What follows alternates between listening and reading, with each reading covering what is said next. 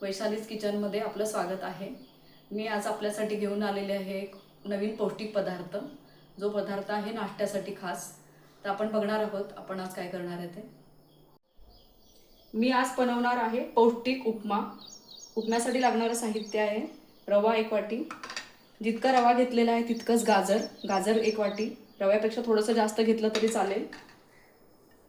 उडदाची डाळ 1 चमचा, 1 टीस्पून घ्यायचंय चण्याची डाळ 1 टीस्पून, थोडंसं कढीपत्ता, मिरची, आलं किसलेलं, कांदा, काजू, थोडं मीठ आणि थोडीशी साखर। आता आपण कृती बघूया। चमचा तेल,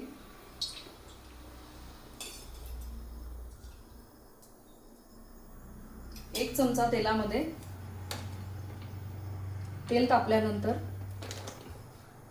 गार्निशिंगसाठी ठेवलेले काजू, एवढं सगळं नका घेऊ, इतकं ठेवलेले काजू मी घेते, प्रथम भाजून घेते।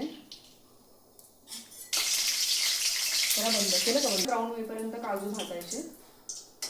काजू भाजून झालेले आहेत। आता आपण फोडणी तयार करतोय। फोडणीसाठी जसे पदार्थ ठेवले ज्या सिक्वेन्समध्ये त्या सिक्वेन्समध्येच टाकायचे। थोडीशी उडदाची डाळ, चना डाळ परतवून घ्यायची चांगली। चना डाळ आणि उडदाची डाळ, मी काळी उडदाची डाळ घेतलेली आहे, थोडं कलर कॉम्बिनेशन केलंय सगळं। त्यानंतर फोडणीसाठी फक्त मोहरीची फोडणी देणार आहे आपण। मोहरी घातल्यानंतर कढीपत्ता, मिरची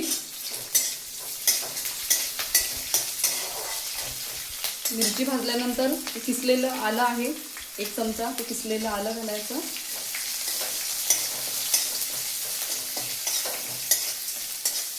संपूर्ण फोडणी आहे ती मंद गॅसवर करायची, करपायला नाही पाहिजे काही याच्यातलं। थोडासा गॅस मोठा करून आता कांदा घालायचा आहे। कांदा थोडासा परतवून घ्यायचा आहे। जरासा शिजला कांदा, नंतर आपण गाजर घालणार आहोत। आता लालसर भाजलेला आहे, थोडासा भाजून घ्यायचा कांदा। आता त्याच्यामध्ये घालणार आहोत हे गाजर, 1 वाटी गाजर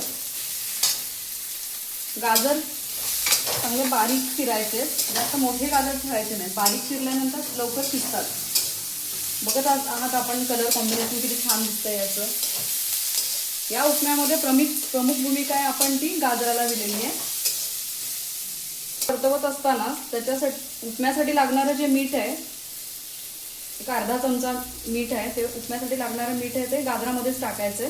मीठ चांगल्या प्रकारे लागतं। गाजर चांगलं परतवून झालेलं आहे, गाजर कांदा सगळं साहित्य त्यातलं चांगल्या प्रकारे भाजून झालेलं आहे। आता भाजल्यानंतर आपण याच्यामध्ये ॲड करणार आहोत पाणी। रवा आपण 1 वाटी घेतलेला आहे, 1 वाटी रव्यासाठी 2 वाट्या पाणी आपण घालणार आहोत।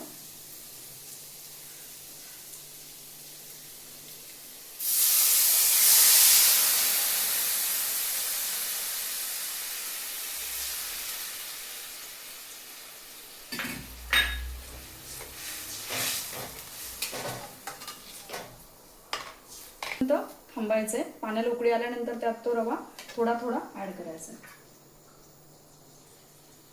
आपल्याला उपमा जसा हवा आहे तशा प्रमाणात पाणी टाकायचंय। जरा जास्त मऊ शिजलेला उपमा हवा असेल तर 3 वाट्या पाणी टाकलं तरी चालेल।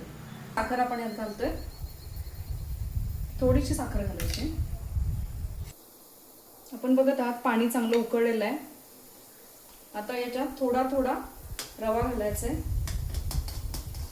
गॅस बंद करायचा, थोडा रवा, मावेल असाच रवा घालायचा आहे।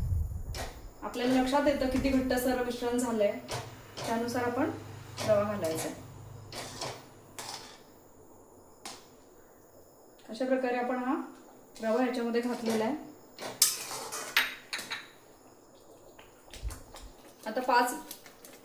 आता एक 5 मिनिटासाठी आपण हे झाकण ठेवणार आहोत। त्याच्या काढल्यानंतर असा उपमा आपल्याला दिसेल। उपमा शिजत आलेला आहे. आता थोडंसं तूप त्याच्यात घालायचं आहे. एक चमचाभर तूप अधिक पौष्टिक करण्यासाठी पण तुपामुळे मदत होते. अशा प्रकारे तूप घालून उपमा पुन्हा एकदा ढवळून घेणार आहे.